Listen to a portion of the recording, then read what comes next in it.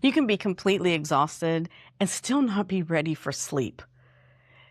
You get into bed and your body is done, and suddenly your brain starts reviewing tomorrow's agenda, replaying conversations that you had today, checking the mental to-do list, and bringing up things that you have not thought about all day long.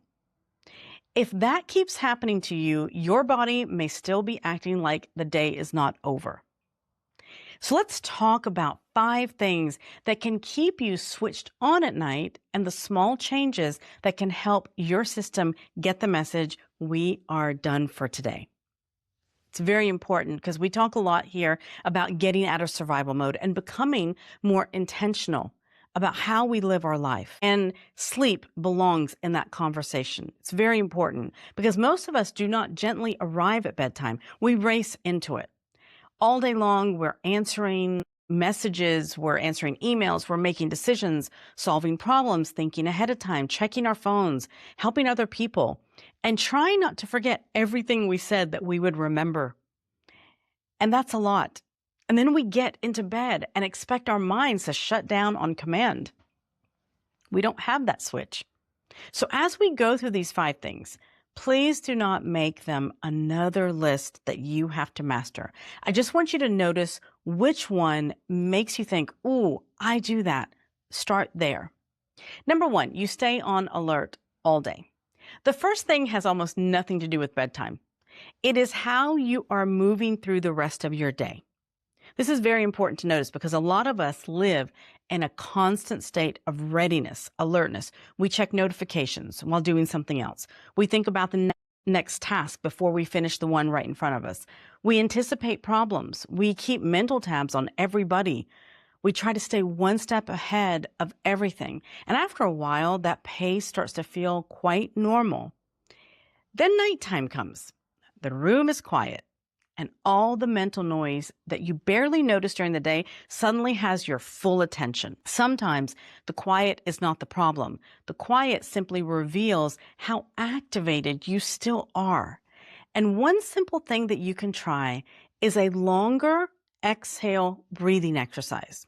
You get comfortable, you let your shoulders drop, you breathe in gently through your nose for about 4 seconds, and then you breathe out slowly for about 6 seconds.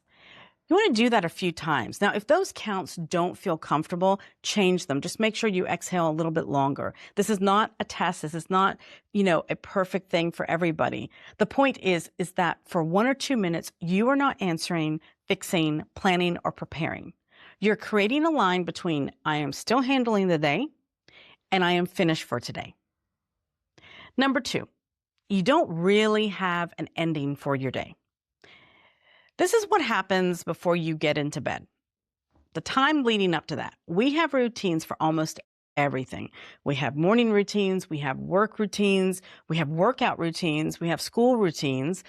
But nighttime often looks like, let me answer this one last message. Let me watch one more episode. Let me check one more thing. Let me scroll for a few minutes. And then suddenly you realize 45 minutes have passed and you've been busy the whole time. And then we put the phone down and think, okay, now I have to go to sleep. And there's no landing. There's no process getting to the sleep. So instead of only thinking about what time you want to be asleep, think about the 30 to 60 minutes before that. What are you going to do there? What would tell you very clearly that the day is ending? Maybe you lower the lights. Maybe you take a warm shower, make some tea, you read a book, you journal, putting tomorrow's essentials in one place so your brain does not feel responsible for remembering them all night. That really does help. Your routine does not need to be impressive. This has got to be something that's for you, that's repeatable, that it feels good to you. 3 things you actually do are more useful than a 12-step evening routine that you abandon 4 days later. We want you to be consistent. And remember, the goal is not to perform relaxation. It's to reduce the number of demands that you're putting on yourself before you sleep so that way you can calm down and you can get a good night's sleep. If this idea of creating a reset point feels like something that you need beyond bedtime, That's exactly why I created my weekly newsletter, The Weekly Reset. Every week, I send practical tips, ideas, and small mindset shifts to help you get out of reaction mode, clear some of the mental clutter, and be more intentional about how you move through your week and your life. It's simple, it's useful, and it's designed to give you something that you actually can apply, not just more information that you're going to save and never look at again. If you are interested, use the link below. I would love to have you there. Now, let's get back to sleep. Number 3, your schedule keeps changing. Now, life happens. Think about the last 3 nights. What time did you go to bed? Now, think about what time you woke up the last 3 days. If those times are dramatically different from day to day, your body does not have much of a pattern to work with. And our body loves patterns. I'm not suggesting that every adult needs a bedtime chart on the refrigerator because life happens. I mean, weekends happen, dinner runs late, a show gets really good. But some consistency can make the transition into sleep much easier. One idea I like is setting an alarm for when you want to start getting ready for bed. We use alarms to wake ourselves up. Why not use one to remind ourselves to close the day? If you want to be, for example, asleep around 10:30, maybe your alarm goes off around 9:30 and simply says, start winding down. Not go to sleep now. That's not going to work. We're not turning rest into another deadline. We're not turning this into a must. It's about gently going into our sleep. It's just a cue to finish up what you're working on, lower the lights, stop starting new tasks, and begin closing out the day. And if you can, keep your wake-up time in roughly the same range too. You're not looking for perfection here. You're giving your body something predictable. And our nervous system thrives with predictability.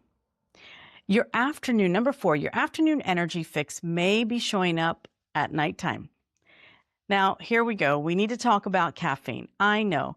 Nobody clicked on this video hoping that I would come for their caffeine or their coffee. I'm not telling you to give it up, not at all. I'm asking you to notice the pattern, and everybody has a different pattern. You don't sleep well. The next afternoon, you're exhausted. You grab another coffee or an energy drink because you still have things to do. Then bedtime comes. You're tired, but not sleepy. That cycle can be really easy to miss because each decision makes sense in the moment that we are in. Try an experiment for this week. Maybe 2 or 3 in the afternoon, try to have that as your cutoff time of your caffeine and notice what happens. Maybe it helps, maybe it doesn't. Everybody responds differently. And the goal is to learn something about your own body and its own rhythms. But I also want you to ask a bigger question here. If you're reaching for caffeine every afternoon because you feel like you cannot function without it, what is draining you so much? Maybe you need more sleep. Maybe your schedule is overloaded. Maybe you're skipping meals. Maybe you have not had a real break since breakfast. Instead of asking, how can I get more energy? Try asking, where is all of mine going? That question can tell you a lot. Number 5, you are taking the entire internet to bed with you. And finally, our phone. For a lot of us, it is the last thing that we look at before closing our eyes. News, email, work, social media, videos, other people's opinions, other people's problems, somebody you barely remember from high school showing you the new countertops in their kitchen. Then we put the phone down and expect our brains to become peaceful immediately. We don't have that switch, unfortunately. Think about that. You may have spent the last 30 minutes feeding your mind information constantly, emotion, novelty, comparison, unfinished thoughts. And then suddenly, good night. It just doesn't work that way. So I'm not going to tell you that you need a perfect 2-hour digital detox every evening, although it would help you. Start with something that you will actually do. Try a 30-minute phone-free before bedtime. Use that time for something with less input. Read a physical book, stretch, journal, Meditate, listen to music, have a conversation, sit outside for a few minutes.